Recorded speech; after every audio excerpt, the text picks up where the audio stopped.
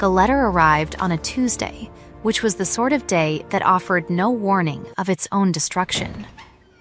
Marion Ashby had been in the East Passage counting the linen when the footman passed with the silver tray, and she heard, quite clearly, the sound of her husband's study door close on a conversation she had not been invited to join.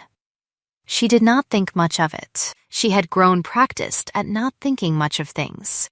What she could not have known as she smoothed the last pillowcase and set it on the stack was that the man in the study was a painter, and that before the month was out, her place in this house would exist only in what she chose to do about it. 11 days. That was what remained before the Ashby family portrait was to be completed and hung in the gallery before the autumn estate gathering, where every neighbor within 30 miles would come to stand beneath it with their sherry and their observations. 11 days was not much time to save a marriage, a reputation, and a truth that had been buried under 17 months of careful paperwork. She did not know that yet either. She knew only that the linen was counted, the household accounts were balanced to the farthing as they always were, and that when she descended the back stair to the kitchen, Cook looked up and then looked quickly away, which was the kind of look Marion had learned to read like a barometer before a storm. "Is there something you wish to say to me, Mrs. Petch?" Marion asked. The old woman set down her cleaver with more precision than the task required. "Only that Mr. Ashby has given Mr. Daw his instructions for the portrait, ma'am, as to the sittings." And the instructions were? A pause that had weight to it. That Miss Cavendish would be seated center, ma'am, beside the master. And the children on the outside. Marion absorbed this the way she had learned to absorb most blows, by becoming very still, by finding something nearby to make orderly. She straightened the row of copper pots along the shelf. One was fractionally askew. She corrected it. "I see," she said. "Thank you, Mrs. Petch." She went back upstairs and closed her own door and sat at the small writing desk that had belonged to her mother, and did not weep, because weeping was a luxury that spent what she could not afford to spend. Lenora Cavendish had been in the house for 6 months, installed as a companion to the elder children with a smoothness that spoke of long planning. She was 22 to Marion's 9 and 20. She had a face that painters liked. She had, apparently, the center of the portrait. What Marion had was 7 years of marriage, 2 children who called her Mama, a household that ran like a clock because she wound it, and a set of account books kept in her own hand that no one had asked to read in the better part of a year. She opened the topmost book now and turned to September. She had noticed something in August that she had set aside, a small irregularity in the household expenditure that did not match the receipts. A sum paid to a firm of solicitors she did not recognize, under a line she would have described as legal correspondence. She had been waiting to understand what it was before she named it to herself. Looking at it now, with the knowledge of Miss Cavendish in the center of the portrait, she thought she understood rather better. It was not anger. Anger would have been too simple and too wasteful. What moved through her was something colder and more precise, the particular clarity of a woman who has just confirmed that she has been made a fool of systematically, by someone who did not think her worth the trouble of a better forgery. She had kept these books. She had kept them faithfully and well, and someone had assumed that faithfulness made her blind. She was not blind. She was, it turned out, extraordinarily attentive. There was a tap at her door before she could decide what to do with her attentiveness. She closed the book and set her hands flat on the desk, which was the posture she kept when she needed her face to report nothing. "Come in." It was not her husband. It was James Holloway, who had been estate steward at Ashby Park for 12 years, and whose opinion of Marion could be read in the fact that he had never once addressed her as anything less than her full station. He was a compact man of 50, with the weathered look of someone who had spent years between a bad master and a worse conscience, and he held his hat with both hands in the manner of a man who has decided to say a difficult thing and wishes to have something to grip while he says it. Mrs. Ashby. He looked at the account book on the desk without looking at it, which was a considerable skill. I wonder if I might beg a moment. You have already had it. Sit down, Misty. Holloway, he sat. He turned his hat once around. The painter, ma'am. He arrived this morning with instructions I've not received from the master before regarding the arrangement of the sitting. I'm aware of the arrangement. Yes, ma'am. Another revolution of the hat. I've also been made aware this morning that certain legal documents have been drawn relating to a petition of marital dissolution, filed from this address, but not in a name I would have expected. He stopped. Then, with the deliberateness of a man laying a card he cannot retrieve, field in yours, ma'am. Marian's hands stayed flat. The copper quality of the afternoon light on her desk did not change. A bird continued its complaint in the chestnut outside. In mine, she said. A petition asserting abandonment, ma'am, and conduct prejudicial to the family interest. Signed, so I am told by a party I trust on this matter, in a hand that is not yours. The clarity she had felt before sharpened into something that had edges. She had not filed a petition. She had not signed anything. What she had done was maintain 7 years of accounts in a hand that anyone in this house could reproduce if they had access to her samples, which they did, because she had never thought to guard them. She looked at the account book. She thought of the solicitor's name she did not recognize. She thought of 17 months. Mr. Holloway, she said, and her voice was the same voice she used to authorize the ordering of firewood. How long have you known about this? He held her gaze. Since this morning, ma'am. I came directly. Then we have 11 days, she said, and a great deal of work to do before the portrait is hung. The steward exhaled, which was all the relief he permitted himself. Yes, ma'am, he said. I had rather hoped you would say something of that order.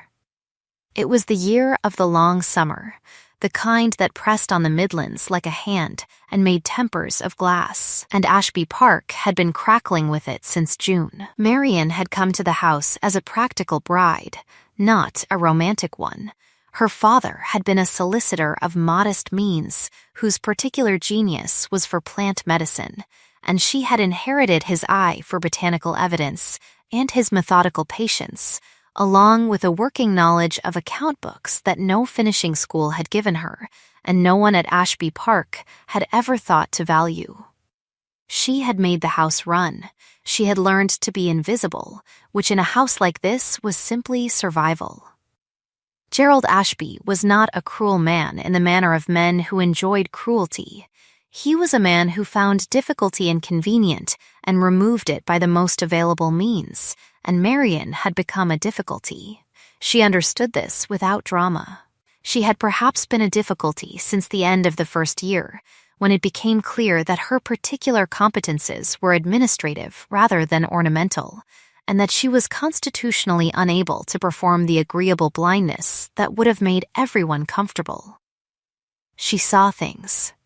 She said what she saw, quietly, in the correct venue, which was the problem. The correct venue had been closed to her one at a time, without announcement, until she had understood she was speaking into an empty room. What she had not understood, until this morning, was that the empty room had been papered over with her own name. Lenora Cavendish had the gift of the house during the afternoons. She moved through the lower rooms with the ease of someone who has been told, privately, that they are already in possession of a thing. She was genuinely lovely if you liked a face that expressed itself at full volume, which the children did. Thomas, who was 6, had taken to following her like a duckling. Alice, at 4, was more conservative in her attachments and still watched Marian from doorways with a gravity that made Marian's chest ache in a way she filed under things not to think about until the accounts were settled. She was in the library the following morning when she met, for the first time properly, the painter. He was not what the word suggested. Edmund Daw was perhaps 35, with the build of a man who had spent his formation somewhere cold and physical, and he stood before the family portraits in the gallery with his arms crossed and the expression of a man who has been asked to do something he finds professionally embarrassing. He did not hear her come in, or if he heard her, he gave no sign of it. And she stood for a moment in the doorway watching him look at the former Mrs. Ashby in the oval frame, Gerald's mother, formidable woman, who had once told Marian that a house ran on the woman who kept its accounts, and God help the man who forgot it. The proportion of the center figure will dominate the composition regardless of the stated intention, Daw said, without turning, in case that is of any interest. Marian stepped into the gallery. You knew I was there. Your footfall is even. Most people hurry past portraits.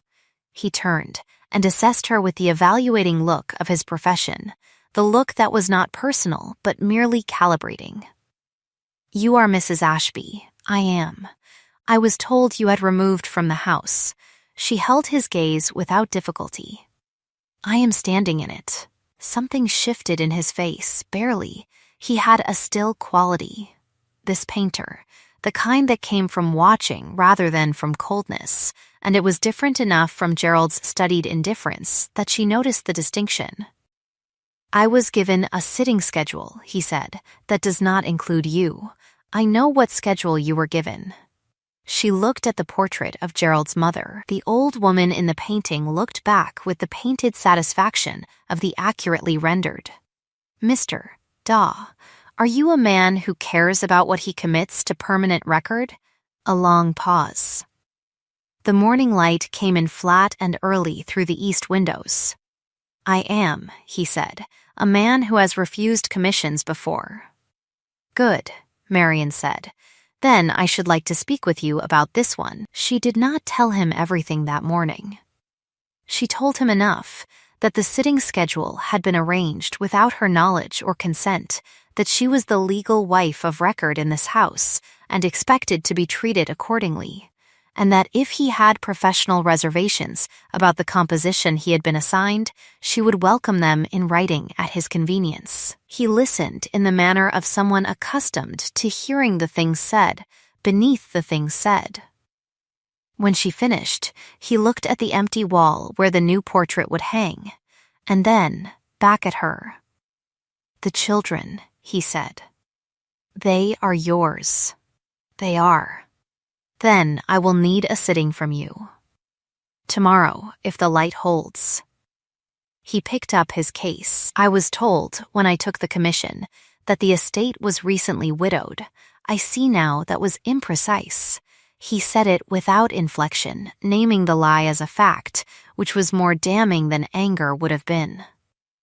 Imprecise, Marian said. Yes, tomorrow then, Mrs. Ashby. He moved toward the door, then paused without turning. The woman in the fourth portrait from the left, she has your manner of standing.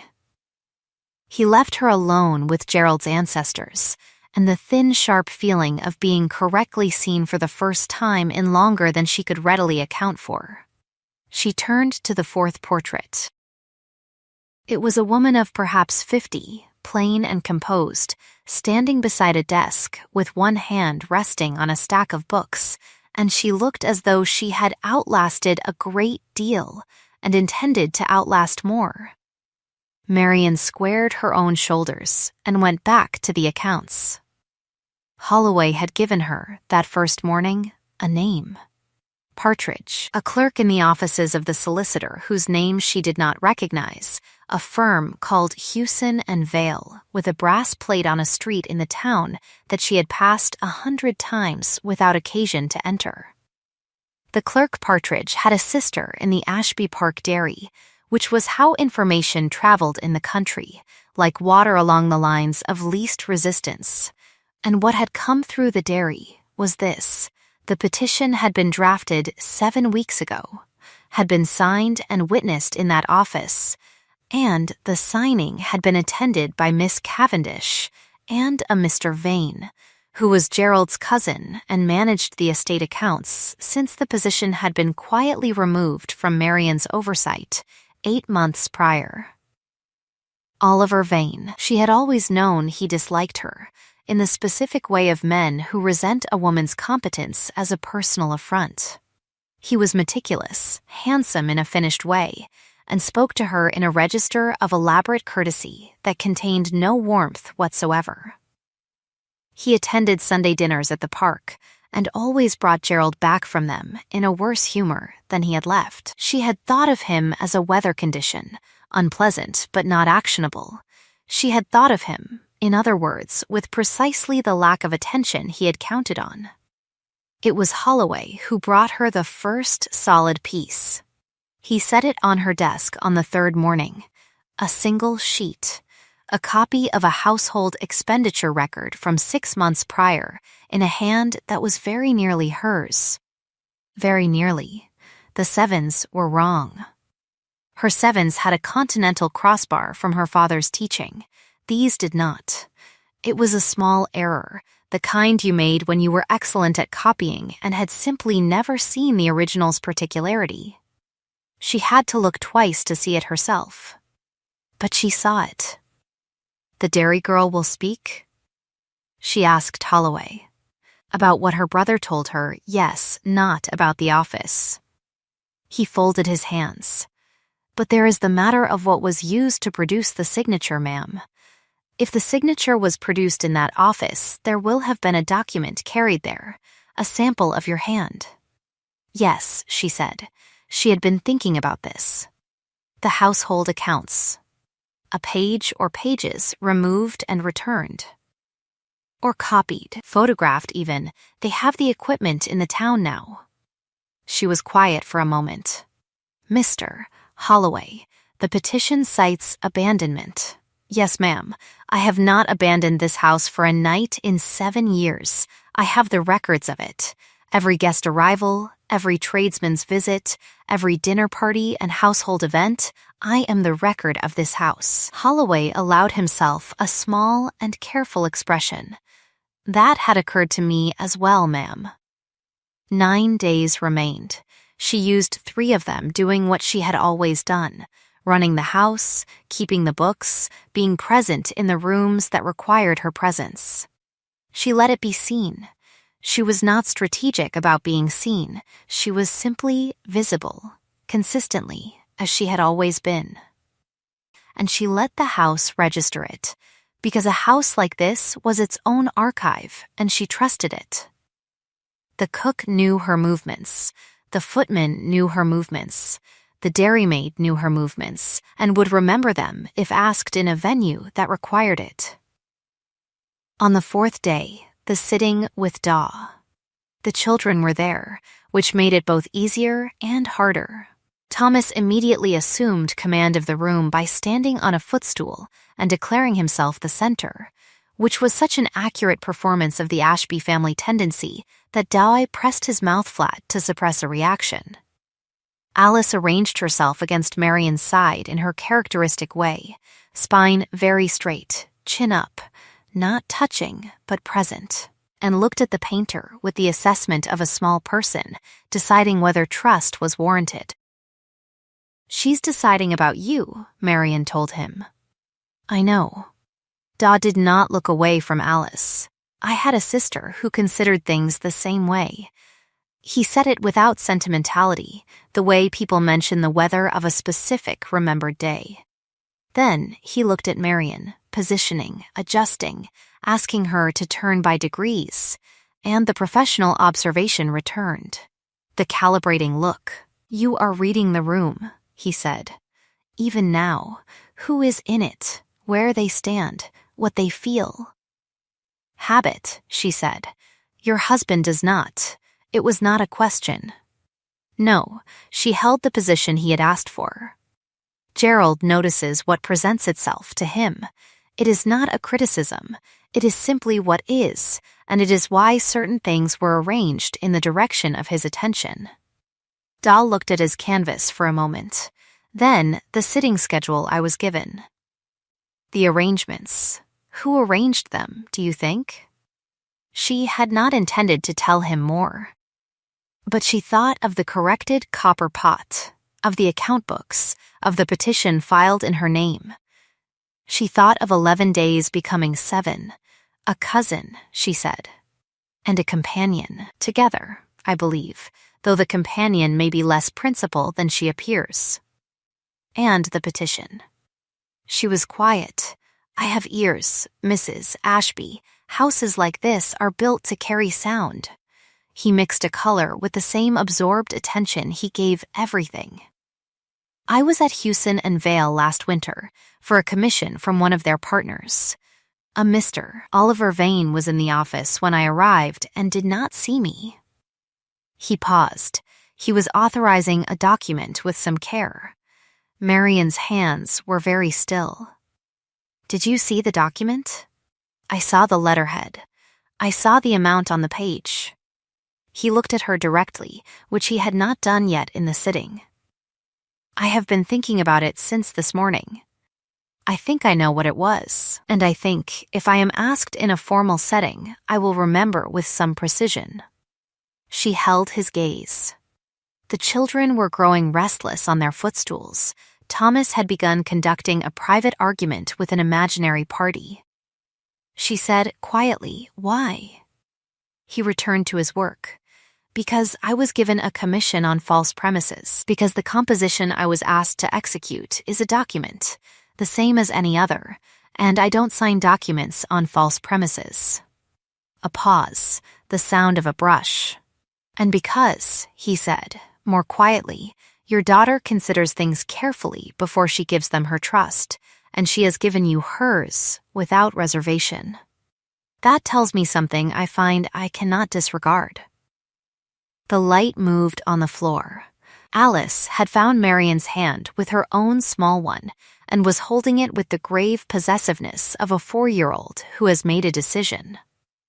Marian looked down at her daughter's fingers and felt something move in her chest that was not the cold clarity of the last days, but something older and less armored, and she filed it under later and breathed and held still for the painter's eye.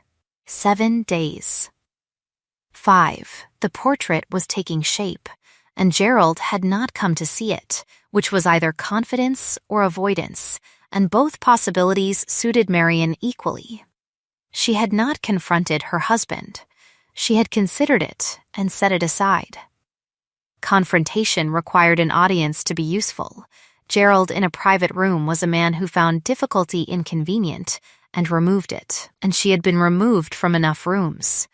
What she needed was the gathering, the 30 neighbors with their sherry, the freshly hung portrait at the head of the gallery. Witnesses, it was Holloway again who produced the second piece. He came to her on the 6th day with the look of a man carrying something fragile. He set a small package on her desk, wrapped in oilcloth, and she opened it to find a letter in Oliver Vane's hand, dated 14 months prior, addressed to Lenora Cavendish at her previous employer's address. She read it in the time it takes to understand a thing you have almost understood for a long while. It was not a love letter. It was a letter of business, meticulous and cold, describing in precise terms the arrangement being proposed, the installation of Miss Cavendish in the Ashby household, the petition to be filed in the wife's name at the appropriate interval, the division of what would follow. It mentioned, in passing, the household accounts as the vector of evidence. It mentioned Marian's father's hand and the Continental Sevens, and the need to practice past the particular. He had known about the sevens. He had tried and failed. "Where did you find this?" she asked Holloway. "I didn't." He was very carefully not looking at her. Mrs. Petch did, in the lining of a traveling case in the blue guest room. He paused. "The case belongs to Miss Cavendish." Marian set the letter down with great precision. She thought of Lenora Cavendish moving through the lower rooms with the ease of a woman already in possession. She thought of a girl who had perhaps been told a version of things that made her the instrument and not the architect, and who would be discarded the moment she had served her purpose, as Marian herself was being discarded. She felt the particular sorrow of it, which was not sympathy exactly, but something adjacent. "Keep it safe," she said.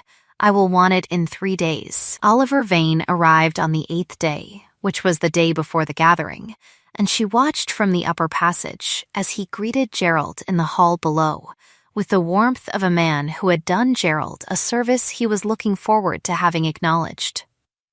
He was immaculate as always, dark-coated, gloved, with the studied ease of the person who believes the room is already his.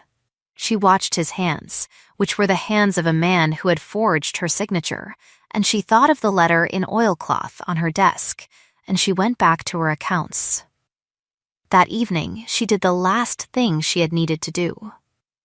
She knocked on the door of the sitting room where Lenora Cavendish spent her evenings and went in without waiting for the answer. The young woman looked up from her embroidery with an expression that moved rapidly through several preparations before settling on a gilded pleasantness. She was lovely in the lamplight. She was also, Marian saw now, frightened, which was information she had not had before. Marian sat down across from her and folded her hands and said nothing for a moment. "Mrs. Ashby," Miss Cavendish began. "I have read Mr. Vane's letter," Marian said, "the one from 14 months ago." The embroidery hoop went still. The young woman's face did something private and complicated and then went to careful blankness. "I don't know what letter you mean," she said. "Yes, you do." Marian kept her voice even. "I am not here to threaten you. I am here to tell you that what you know about the petition and the document can be given in a formal setting, or it can be withheld. If you give it, there will be consequences for Mr. Vane that will not fall on you, if your part was what his letter suggests it was. If you withhold it, the consequences fall differently." She let that settle. "I think you were told a story about this house and about me that served a purpose. I think the story was not accurate." Miss Cavendish's hands on the hoop were very white. The lamp between them steadied in the still air. Something in her face shifted, the precise shift of a person rereading a document they thought they had understood. "He said you had already left," she said. The words came out flat and surprised, as if she was hearing them freshly, that you had been gone since spring, that the petition was already filed, that it was only a matter of the arrangement being confirmed. "I have not left this house," Marian said. "Not for a day." A long silence. The clock on the mantel counted it. Lenora Cavendish looked at the embroidery in her hands, as though she had forgotten what it was for. "I was promised the center of the portrait," she said quietly, and the words had in them the sound of someone understanding, at last, what that had cost. Marian looked at her for a moment. Then she said, "If you speak when asked, I will make certain that your part in this is understood as it appears to have been. You have my word on it, and I keep my word." She left the young woman with the lamp and the hoop and the silence, and she walked back to her own room, and she sat at her mother's desk, and she looked at the account books in their row. And she thought of the gathering tomorrow and what it would require, and she allowed herself, privately and briefly, to be afraid. Then she straightened the books, corner to corner, and opened the topmost one, and went to work. The morning of the estate gathering was clear and cold, the sky a stripped autumn blue that put the whole park into high relief. Coaches had been arriving since mid-morning. The gallery had been opened, the portrait hung in its place, Doe's work, which had ended by containing no face in the center but the Ashby children's, and left a considered space that invited a question, and Gerald had looked at it with an expression Marian could not read from across the room, and had not come to ask for an explanation. She was in the gallery at 2:15 when Oliver Vane came to stand beside her. He stood close enough for the conversation to be private. He smelled of cedar and some tonic. He looked at the portrait with the small, concentrated expression of a man revising a plan mid-execution. "You look remarkably well for a woman in such an unsettled position," he said. She looked at the portrait. "The portrait is quite settled, I think. The portrait will be the least of it, once the papers are served." He said it with the gentleness he reserved for cruelty, the voice like a room with no edges. "It is unfortunate. I think Gerald would have preferred a simpler resolution." "But you made it complicated." "I kept the accounts," she said. "I expect that was complicating." "Yes," he smiled. "Accounts can be kept in any hand." "They can," she agreed. "The difficulty is the practice. One tends to reveal the particular." She turned to look at him directly for the first time. "My sevens have a crossbar. My father taught me. It is quite consistent across 7 years of record." A pause. "Mr. Da mentioned something interesting this morning, by the way, about Hewson and Vale." The smile did not vanish, but it made an adjustment. A small one. The kind a composed man makes when a variable he had not planned for announces itself. "He was there last winter," she said, "for a commission. He has a very reliable eye, being a painter. He remembers the documents he saw on the desk. He remembers the amounts. He remembers, he tells me, your handwriting." "A painter's recollection is not evidence," Vane said, still soft. "No, but a letter is." She watched his face, the line of his jaw, the precise stillness that preceded something being recalculated. "Your own hand, Mr. Vane, in your own letter, 14 months old, naming every arrangement and every mechanism, including the particular challenge of the sevens." The gallery filled softly with arriving guests, the warm noise of county society preparing to admire itself. Gerald was somewhere to the left with 2 magistrates he considered friends. Holloway was near the door. Di was at the far end with his hands behind his back, looking at the floor. "You don't have it," Vane said. "Don't I?" A pause. He looked at the portrait again, and she saw him decide. When he looked at her, his face had composed itself into a very particular expression, the expression of a man choosing to disbelieve what is in front of him, because believing it requires something he is not prepared to do. "Whatever you think you have, Marian, whatever you think this accomplishes, Mrs. Ashby," she said. "Please." And she raised her voice by exactly the fraction required to address, without apparent effort, the 2 magistrates who had drawn closer. "Mr. Crane, Mr. Benton, I wonder if you might spare me a moment." What happened next was a matter of perhaps 20 minutes, and it was conducted in the drawing room adjacent, with the door open and the gathering's ambient noise just audible as a reminder of witnesses. Holloway produced the oilcloth package. Dake was called in and gave his account of Hewson and Vale with the precision of a man describing a painting he has memorized, which he had. Marian laid the forged account page beside 6 years of originals and pointed to the sevens, one after another, cross-barred without exception, and then pointed to the forgery's clean strokes and said nothing, because nothing was required. Oliver Vane stood through it with the stillness of a man at his own reckoning. He said twice that this was an orchestrated defamation.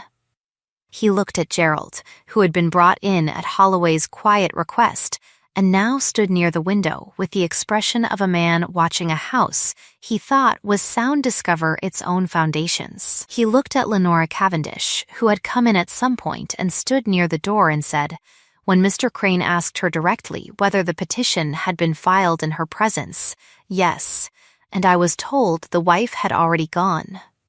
I would like to say so plainly before these witnesses. One question. One answer. The kind of crack that does not close. Oliver Vane looked at his cousin. Gerald looked at the floor. And then Vane looked at Marian, and what moved across his face in that moment was not rage and not cunning, but something older and less managed.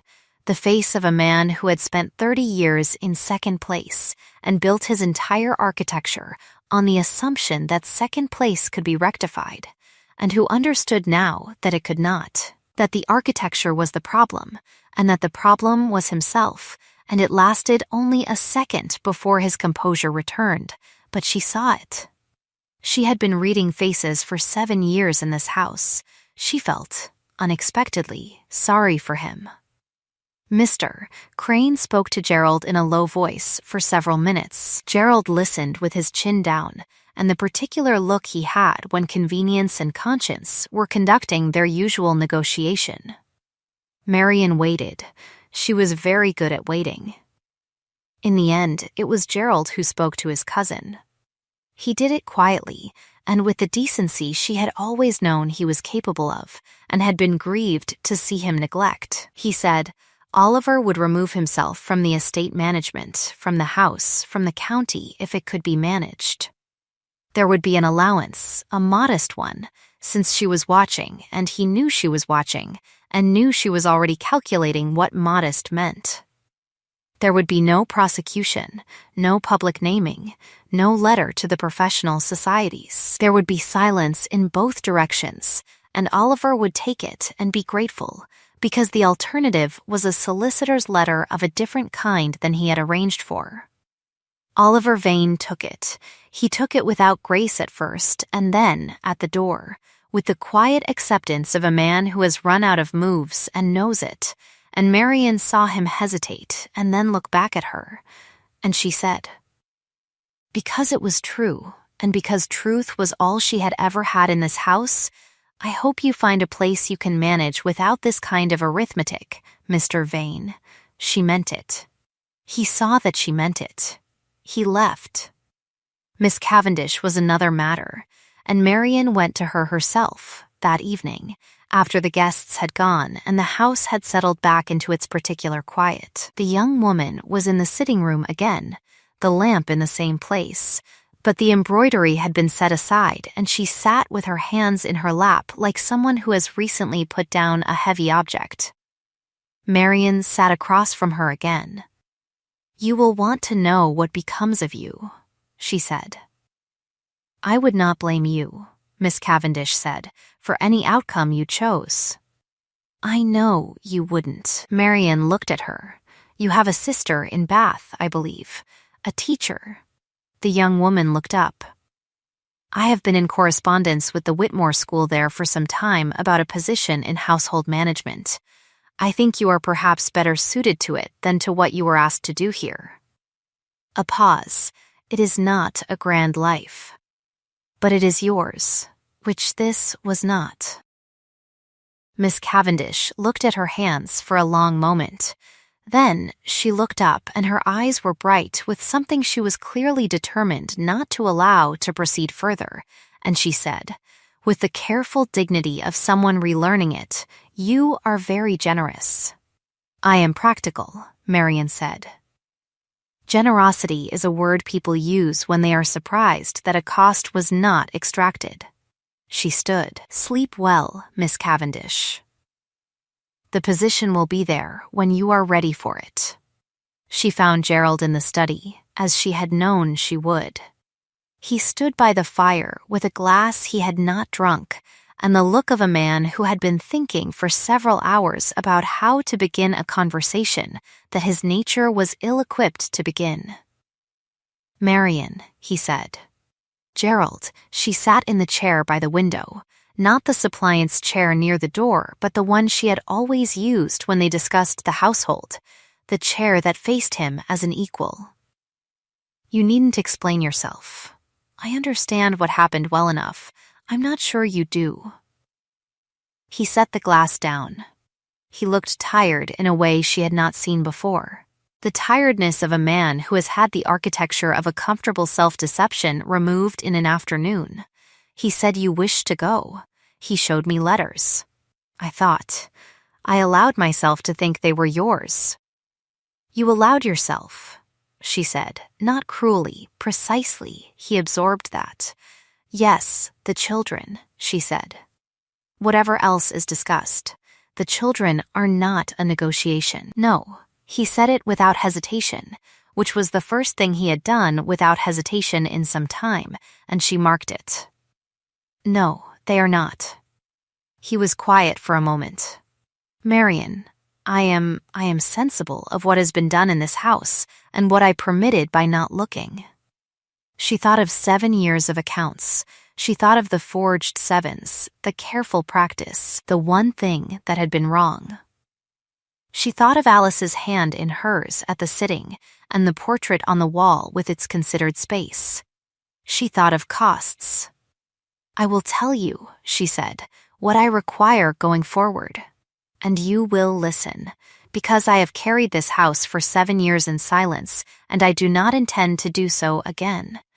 And then we will see. He listened. She told him. It was not a warm conversation, but it was an honest one, which was the only kind she had ever been able to have. And when she finished, he was quiet for a while, and the fire settled, and outside an owl started up in the park. The portrait, he said. Daw left it as it is, the space in the center. Yes, I should like to commission the space filled, Gerald said. He looked at his glass. If you would sit for it. She considered this for a long moment. Then she said, I'll consider it, which was neither yes nor no, but was true, and she left him in the study and walked up the stairs to the corridor where the children slept. She stood for a moment at Alice's door. Inside, her daughter breathed the slow, deep breath of a child who has been carried to bed and has not woken. It was the most peaceful sound in the house, and Marian stood in the door and listened to it, and let herself feel what had been banked for 11 days.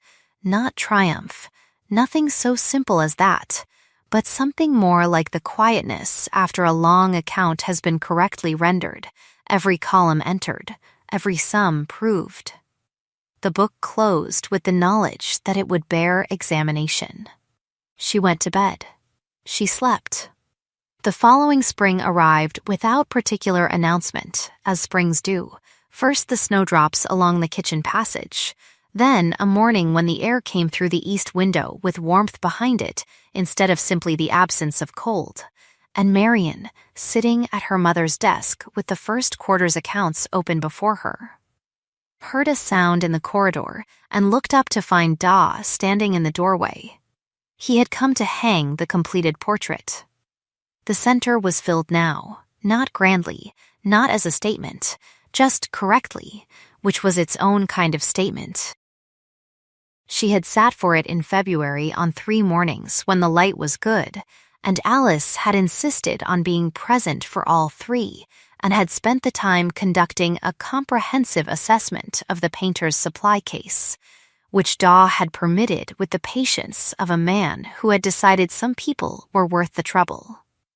It's done, he said from the doorway. So I hear. She set down her pen. She had heard, in fact, from Holloway, who had heard from the cook, who had heard from the carpenter who helped with the hanging, that it was very good. She had learned to trust the chain. Thank you, Miss Dowey. He came into the room a little further, which he did not usually do uninvited, and he held his hat with both hands in precisely the way Holloway had on that first morning, which she noticed. And he said, I wanted to ask you something. Not as your painter. She waited. Outside, a blackbird was doing what blackbirds do in April, declaring its claim on everything in earshot with a thoroughness that admitted no argument. I have a brother in Norwich, Dai said. He keeps his own accounts and has for years, and they are not as orderly as they might be. He stopped. His thumb moved once across the brim of his hat. "What I am asking, Mrs. Ashby, is not about the accounts." She looked at him for a moment. She thought of the sitting, and Alice's hand, and the grave attention of a man who had refused to sign a document on false premises. She thought of what he had said about the fourth portrait and the manner of standing. "Sit down, Mr. Daw," she said. He sat. She closed the account book. Outside the window, the blackbird had found a particular high note and was repeating it with satisfaction, and the light in the room was the new pale gold of early spring, and it lay across the desk and the closed book, and the space between them with the quality of something being offered rather than imposed, and she thought that this particular morning, with the accounts settled and the window open and the sound of the house running as it should around her, was perhaps a thing she would remember afterward for a long time. "I will hear," she said, "what you mean to ask, and I will tell you, Mr. Daw, that whatever I answer, it will be because I choose it, and for no other reason. That is the only ground I stand on." He looked at her with the direct assessing look that she had come to understand was his version of respect, seeing clearly and reporting truthfully what he saw. "That," he said, "is exactly the ground I had in mind." The blackbird outside went on with its April business. The morning held them both in its early light, and Marian Ashby sat at her mother's desk and listened. And the window was open, and the new season pressed in without asking permission, as new seasons do. They were married in October, the year turning toward its close, in the small church on the Ashby Lane, with a congregation that numbered 14 if you were generous and 12 if you were precise. Thomas wore his best coat and was intolerably pleased with himself throughout the ceremony, which made Holloway bite his lips together with great effort and failed entirely with the cook, who wept without apology into a handkerchief the size of a small flag. Alice held Marian's flowers with the seriousness of someone entrusted with a diplomatic object of state and did not drop them, and looked at the painter with the expression of a child who has been considering a matter for some time and arrived at her conclusion. Gerald Ashby was not present, which was proper, but he had sent a letter that Marian had read once and put away, in which he had said things that were honest and insufficient and true, and she had answered it in her own hand, with her continental sevens, and whatever was between them after that was the kind of peace that is arrived at by account rather than by feeling, which is the only kind that keeps. Oliver Vane had removed to the north, where he had, by reliable report, a position managing a smaller estate, and was conducting himself without incident, which was the best that could be said, and was, she thought, enough. Lenora Cavendish was in Bath before the summer's end, and the letter she sent at the New Year was brief and oddly tentative, as though she was not sure of her welcome. And Marian wrote back at once, which seemed to settle something for the girl. "The Whitmore position suits me," Miss Cavendish had written. "I find I prefer the work of a house to being an ornament in one." She had added, in a postscript, "I think you knew that about me before I did. Perhaps you knew a great deal of things before I did." Marian had read the postscript twice and then smiled, and put the letter in the drawer with Gerald's and let them keep each other company in the dark. The portrait hung in the Daw household from the beginning of their life together, in the light of the passage where you came in from the garden. Alice at 4, straight-spined and considering, Thomas, 6, conducting his invisible argument with such commitment that Daway had included it, to Marian's initial objection and subsequent agreement, because a portrait that tells the truth is a portrait worth keeping. Marian herself, at the desk edge, one hand on the account book, looking at something just to the left of the viewer, not at the room, not at the painter, but at the place where the thing that required attention would arrive, as it always did, as she had always been there to meet it. It was April again when she came through the garden door and found Daw in the passage looking up at it, as he sometimes did in the mornings. Thomas had discovered the pond and was conducting a comprehensive investigation into its properties. Alice was in the kitchen, arguing with Cook about the appropriate jurisdiction of each party over the biscuits, an argument Cook would lose in the end, as she always did, with every sign of enjoyment. She stood beside him and looked up at herself. The light from the garden window fell across the canvas the way it always did at this hour, finding the gold in the account book's spine, the careful order of the desk, the woman looking at the door about to open. "She looks," he said, "as though she knows exactly what is coming." "She does," Marion said. "She always did." He offered her his arm and she took it, and the morning light moved on the floor as it always moves, and outside the blackbird had taken up its position in the apple tree, and everything was as it was, which was, all things considered, precisely what she had worked for.